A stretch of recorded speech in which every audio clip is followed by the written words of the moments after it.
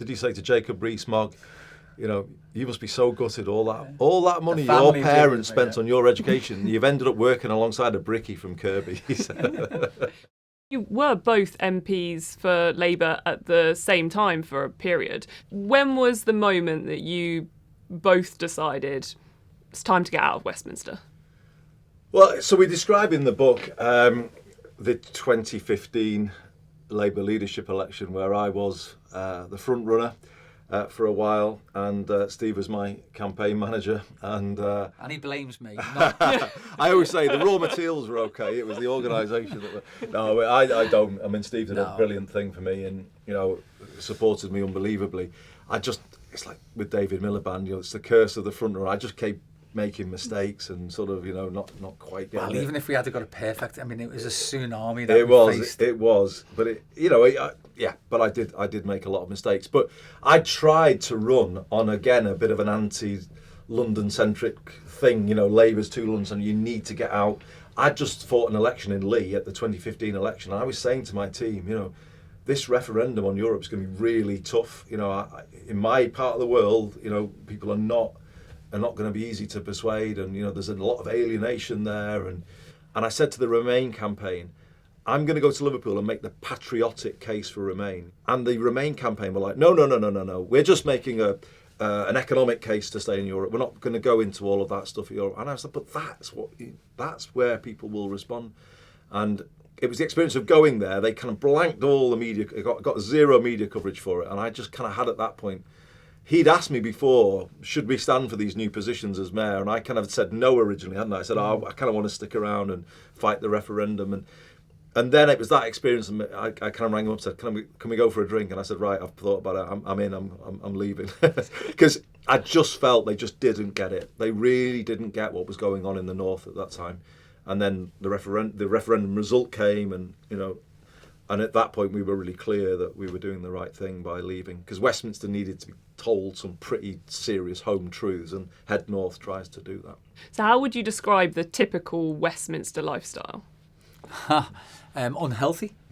I don't think it's conducive to getting the best out of people, because it hasn't really changed, has it, for centuries, and everything evolves. Both of us have put forward, I believe that there needs to be certain reforms down there, and that will help to make or facilitate a better mechanism to make those difficult decisions. You write about kind of dinners and parties that neither of you were super keen on attending. You in particular, Steve, were like, when do people do the work for their local constituents? When are they getting this done? You used to hate the fact of people walking through the lobbies in black tie, didn't you? That used to wind me up, because somebody genuinely once said to me, I know how hard you work because I've seen you sitting on the green benches, and when you think about the illogical nature of a statement like that, I was sitting on green benches listening to debates, but obviously not doing the work that I needed to do on behalf of the constituents, because I was there on behalf of constituents as well. And then you'd have to go back and do all of that hard bit. So it's the stuff behind the scenes, not the stuff that you see on the green benches on the telly. That's the important stuff. And I always wondered, if you can get off at 7 o'clock after the vote on a Wednesday and go to a dinner party, why aren't you spending those 3, 4, 5 hours, whatever it might be, doing the constituency work? Because that's what I had to do. Maybe it was just the way in which different people work, but I just found it really strange. I love that bit in the book where you talk about, when you're describing your own route to Parliament, and the fact that you worked on building sites. And I think did you say to Jacob Rees-Mogg, you must be so gutted, all that money your parents spent on your education, you've ended up working alongside a brickie from Kirby. What did he respond? Jacob was really weird, because at that time he wasn't as cynical and as bitter and twisted, although he was certainly that person, but he didn't display it in the same way. He used to be quite sort of self-deprecating, and he'd take it a bit, Now, of course, I see a very different character, and it's a shame, really. The old one was much better. And what do you think of the whip system that goes on in Parliament, where MPs are told that they have to vote along the party line? I genuinely understand why you need party discipline, but I think there's a better way of doing that as well. So we're suggesting that there needs to be major reform of the whip system. So you have different levels of whipping down there. So you'd have a 1-line whip, a 2-line whip, and a 3-line whip. Most people have probably heard of a 3-line whip. And that's when, despite whatever happens in the chamber, you're expected to vote with the decision made by the front bench of your party. So you could hear a brilliant counter argument to what they're saying, and you could feel very much associated with that argument, but you're expected not to sort of put that aside and not to go down that track, and then, of course, to vote with your party. And we just think that that's at times unhealthy when you think about some of the decisions that have been taken using sometimes bullying tactics with a 3-line whip to get people to go through the lobby that they want you to do as a political party. I think if MPs were more independent, they would largely, nearly always vote with their party, wouldn't they? Yeah. But there may just be that occasion where they say, you know what, this time you need to think again on this, because that would raise the status of MPs and of politics. And if you take some of the big difficult votes I did when I was in the House, like something like, let's say, the Iraq vote in 2003, the whip system, I don't think, elevates the status of the decisions that Parliament makes, because on something as important as that, whether or not to take military action, surely it should be the merits of that issue alone that the world sees. The UK Parliament is debating that issue without any external sort of stuff. But the whip system brings in external stuff, and it kind of, like as Steve said, threats and this and that, and you won't get promoted if you. Well, that doesn't enhance the sort of the legitimacy of the decisions that Parliament reaches. So there'll be a lot of people in our former world who think we're naive by saying reform of the whip system or removal of the whip system.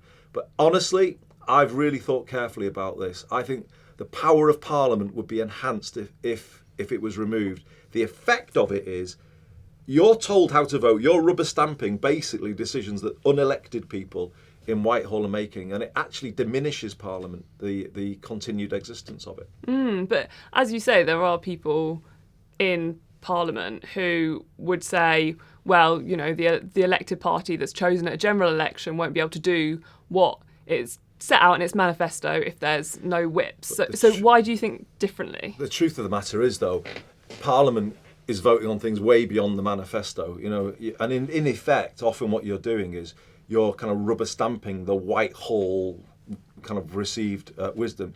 The question I would pose back to people who say that, I put this list in the book: nuclear test veterans, Aberfan, Bloody Sunday, Hillsborough, contaminated blood, post office scandal. Why do these injustices last so long? And one of the answers to that question is Whitehall takes this sort of, line that protects them and sort of reduces their exposure to public spending. It takes a sort of it's always trying to sort of justify itself, but Parliament is never empowered to overturn these Whitehall cover-ups. If Parliament was more powerful, the list that I've just mentioned wouldn't exist, because it would correct these injustices when they happen, but it doesn't. And that shows you that the power imbalance in this country is wrong. There is too much power in the hands of the unelected state, and the elected state doesn't have the ability to overturn it. And that, I think, is clear through that kind of pattern of injustice that keeps repeating through the decades. It seems that it's now, script writers, screenwriters and documentaries and dramas that are exposing these things rather than Parliament. Yeah. It should be the focus of all of those injustices with the Mother of Parliament looking at these and exposing all the things that happen. Often, Parliament's being used to cloak these things, to cover them up, to hush them up, to make them go away. Orgreave and Grenfell also, along with that, and lots of other stuff.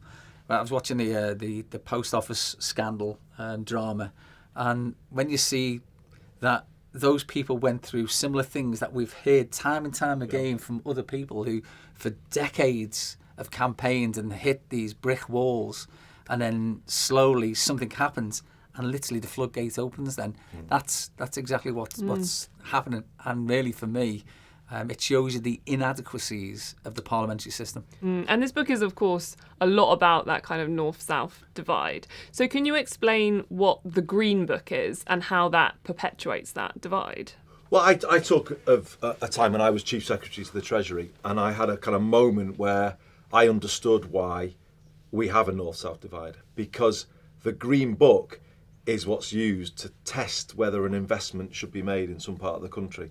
So at the time, I was putting together the funding for Crossrail, which is now the Elizabeth line. And I was kind of putting this forward to be announced at the spending review in 2007.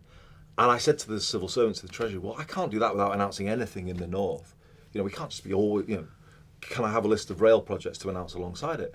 And I kept waiting and nothing came back. I said to my private office, where is my list of projects I want to announce it alongside it was called Crossrail at the time. And one civil servant said, well, there isn't a list, Minister. Nothing passes the Green Book. I said, what do you mean? I said, the railways are falling to bits in the north of England. Oh, well, but the Green Book tests things on how much they'll deliver back to the UK economy. And the rail projects in the north won't do that because the economy is not performing very well. And it was like a moment of like, oh my God, really, I understand. It was like a moment, when you just suddenly think, I understand now. I understand why everything gets sucked into London and the South East. It's the policy of the country. It's the policy of the Treasury. And that's what the Green Book does. So, the North-South divide is no accident. It's in effect a choice that Britain has made. But we're saying in this book, we're not having it anymore. We are not accepting a country that's running on these rules. Of the action plan points that you make in this book, that one strikes me as one that would maybe be quite easy to remove, this thing that is perpetuating this divide. Does that feel right to you, or is it something that actually MPs in Westminster are loving? You write about it, don't you? Yeah. They've acknowledged themselves it's unfair. They have. And I mean, look, there's been lots and lots of studies into this by people who are academics who believe that all the evidence is there. And we genuinely believe that and feel that as well, because what happens is the way in which the methodology is predicated on the uplift given. So, for instance, if we're measured for land value uplift, obviously land's worth more down south than it is up north, so that doesn't give us. But if it was about jobs and the wages that people get, so you say it's going to create X amounts of jobs and that's going to be worth X amounts to the Treasury. All of those calculations make it much more difficult on a like-for-like basis for a project in the north to get over the line than it does in the south. As you say, it's a fairly straightforward, not easy, but straightforward reform.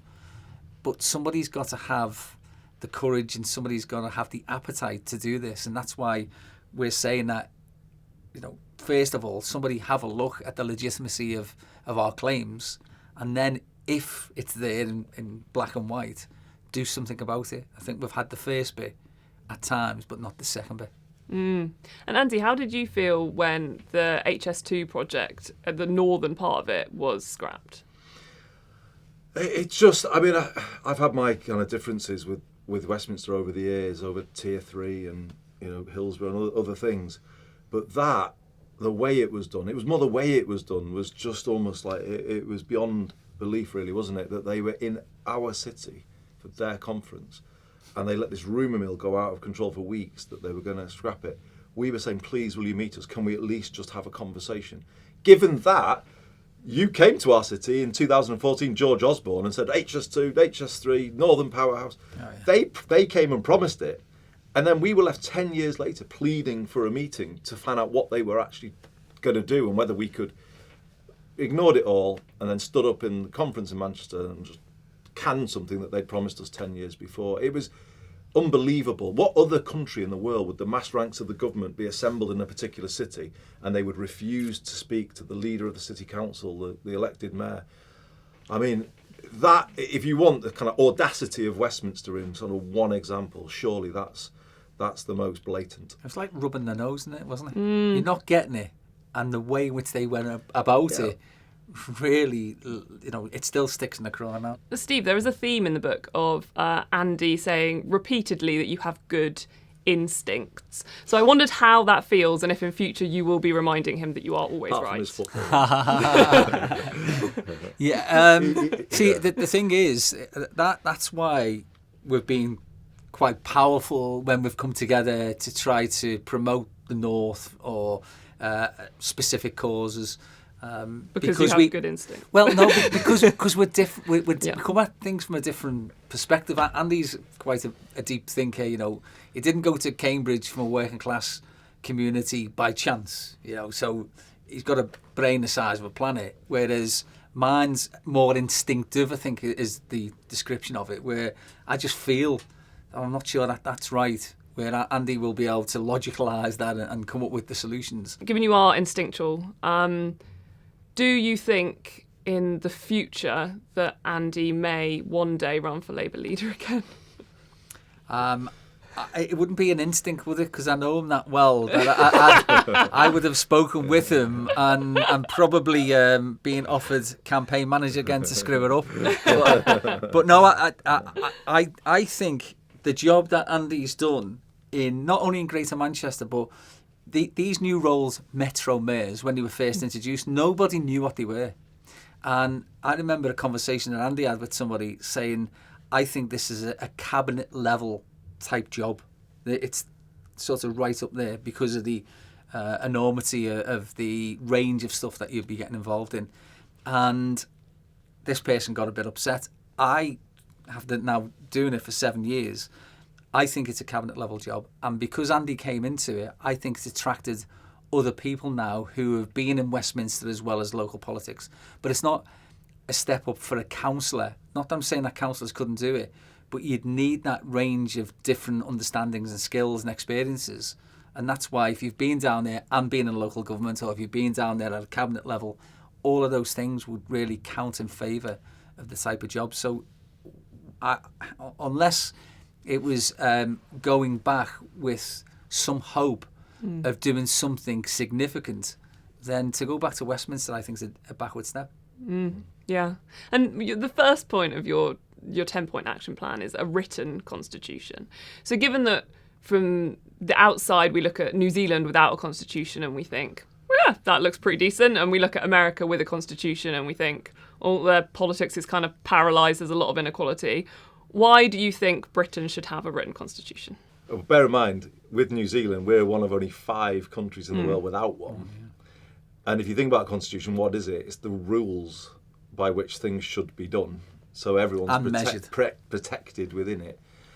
I think you can look at plentiful evidence of the lack of a constitution empowers the establishment, for want of a better word, in Whitehall. It gives it unfettered power. In the constitution, it should be that the position of local government should be constitutionally protected, that they are given enough money to actually do the job that they're being asked to do. But they're not, because we live in this sort of kind of country where it's all can be fudged and it all can be negotiated, but that just means everyone has to go on bended knee to Whitehall, please can we have some more. That's the effect of not having a written constitution. You have a country that the power is just completely centred in one place and everyone else has to go and beg and plead for everything. So you need rules to protect people, places, critical functions that bodies have.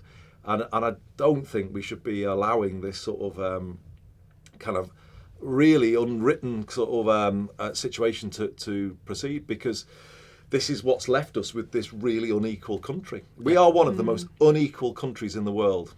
And how much longer are we going to put up with that? What do you want the general public to take from this book? Maybe they can see a different way, but what happens then? I think Steve said it before, politics is fixable.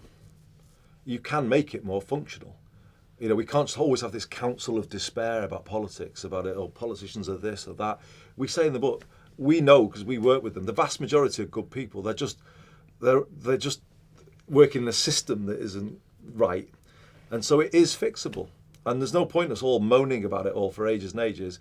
We need a cross-party, cross-geography consensus about sensible rewiring of the British state to make it more functional and make it work better for all people in all places. It's not actually that complicated. And I can't end without asking you, how did you both find narrating this audiobook?